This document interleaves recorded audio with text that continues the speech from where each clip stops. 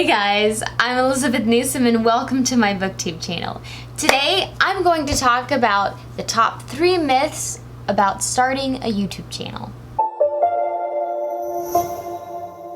So I have this presentation coming up for a writer's workshop, and this is just a sample of what I'm going to talk about during it. So the workshop is going to be called An Author's Guide to YouTube.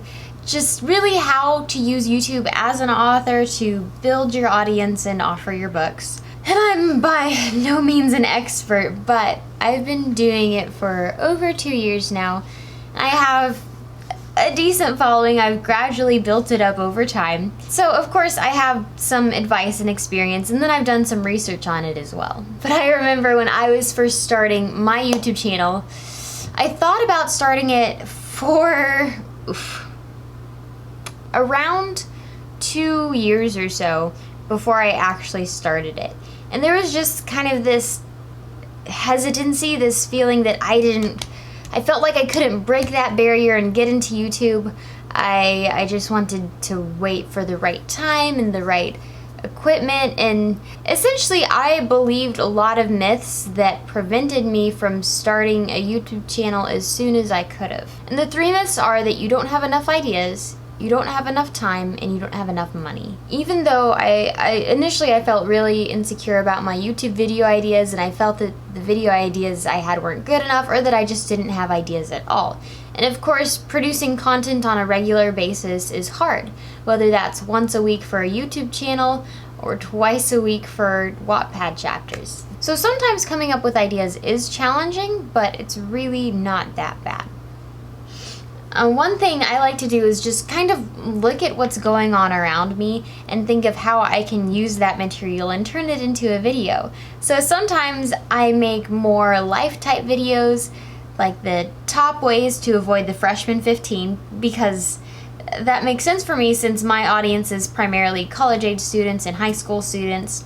And then I have the top 3 signs that you should break up, which of course a lot of high school students and college students are involved in relationships. So I make a lot of college themed or school specific videos because that happens to be part of my target audience, and it's something relevant just about my life.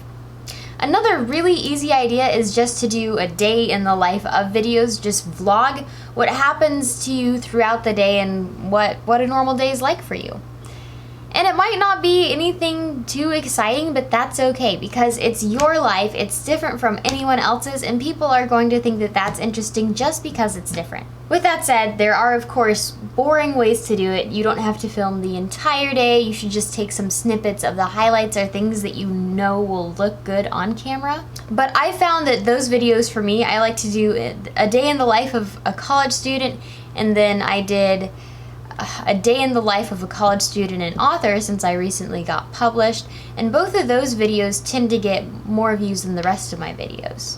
Another video idea is book reviews. Of course, this is a BookTube channel, so just taking the books I've read and doing book reviews based off of them is a really easy way to make videos and to have video ideas. You could do videos about your life interests. If you're a writer, you could do things about the writing process, like common typos you make, or reading your old writing, or how you plot a story, how you write characters, just little writing how-tos and tips that you've learned about. You can look at other booktubers and author-tubers. If you're ever stuck on ideas, just look up someone else's channel and see what they've done and what videos you like from them. Super easy. And also you can always credit them in the description. You could do collaborations with other people, find different games you could do with them. Sometimes it could be a collaboration with another YouTuber who's not actually in person, or you could just grab a family member and do something together. I've done a lot of those, and those are really fun.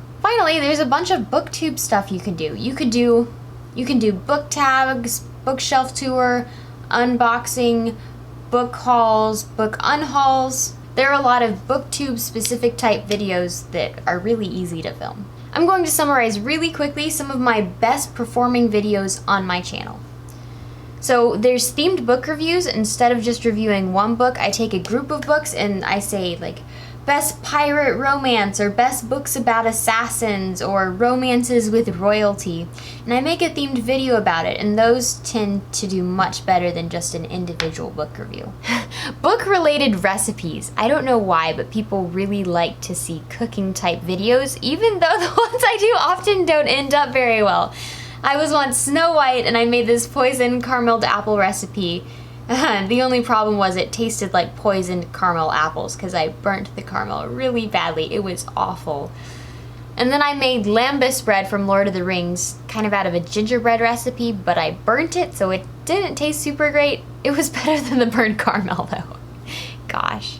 I already mentioned a day in the life of videos. There's also Wattpad related videos, specifically how-to videos about Wattpad.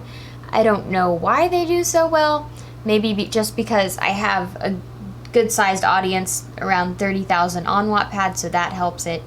Who knows? Bad reviews. Reading bad reviews. Those tend to get higher views than other videos. Travel vlogs, anything like conferences, going to New York, whatever. I'm going to take a cruise to Alaska, so I'll have to remember to videotape that. I also had one video, a humorous video called The Many Struggles of Being a Reader, and that got quite a lot of views. Now, let's tackle the next myth. I don't have enough time. So sure, taking a YouTube video obviously makes time, and it's really hard because everyone has their own lives and is really busy, and sometimes taking the time out of my schedule to make a YouTube video is hard.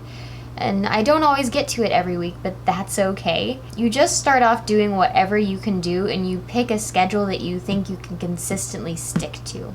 But lengthwise for videos, you should focus on making them short and sweet, because honestly, shorter videos tend to do better. In fact, the completion percentage of videos longer than around 4 to 5 minutes is less than 50%.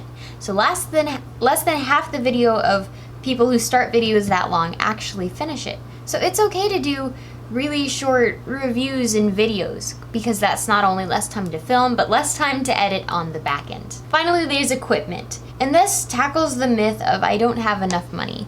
So right now, I'm filming off of this really nice Canon camera. It's Canon EOS Rebel SL2, for those of you who want to know. And it is a very great camera, but I didn't always start with this camera. Before I had this camera, I had a really crappy videotaping camera. Before that, I've used my phone, and before that, I used the webcam on my laptop. So even if you don't have a dedicated video camera, you probably have a webcam on your laptop, or you probably have a smartphone that can also take videos. As far as audio goes, I mean, you can just work with whatever audio system is on your laptop or phone if you want to go really cheap. Right now I have the Takstar microphone, and it's screwed in to the camera. It's about $20, not very much. I also have this other microphone called a Snowball. So it's a blue Snowball, as you can see. And so what you do is you just plug it into the computer. It's about $50, but it's a little bit of an upgrade and much, much better sound. Again, you don't have to do that, so don't feel stressed out by like, I have to spend money and I have to get a camera and a microphone, because you don't. You have to just start where you are, and you could save up for it over time. Maybe you'll get a good channel, and with your following you'll make enough money to actually afford those equipment, but do not worry about it starting off. Not an issue. Next issue is lighting. For me, I'm lazy and I do actually have lights, but I prefer to use my window. Right now it's cloudy outside, which is amazing because the clouds naturally tend to diffuse light, so you don't have any harsh light like sunlight and shadows that you can see. It's really all soft light because of the clouds. So I would recommend just using natural lighting, or something I've done before is taking a lamp and then putting tissue paper over it, because again, you don't really want that direct light. You need something to soften it, or maybe have it be a reflection bouncing off of something. So there are lots of homemade ways to make your own type of lighting. And with the windows, sometimes it is sunny and bright outside. In those instances, you can get white curtains, and then those kind of serve to diffuse the light. Finally, there's a tripod. Again, you don't necessarily need a tripod. You can use your laptop, just put it on your desk. You can use your phone and hold it, but sometimes it helps if you do have a camera to have a tripod. So right now this is on a little mini tripod. Can't see because because it's screwed on and I don't feel like taking it off right now. But it's called the iGadgets Mini. It's about $15 off of Amazon. And then I also have an Amazon tripod that's about $15, and I use that for my camera, sometimes my lighting.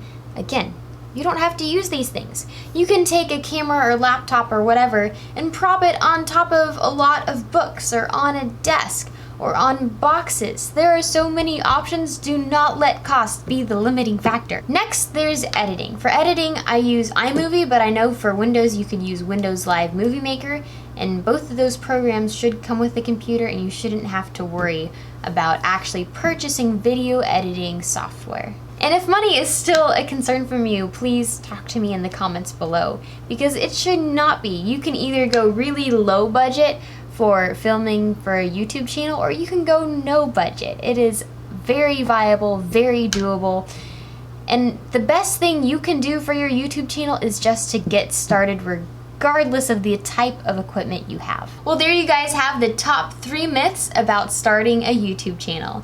If you enjoyed this video, please give it a big thumbs up and subscribe, because I post one bookish kind of related video a week. And in the comments, I'd love to hear from you guys. Let me know about some concerns you have about starting a YouTube channel that I haven't addressed. Or let me know about some roadblocks that you've hit if you've started your own YouTube channel. Let me know down below, and I'll see you next time. Bye!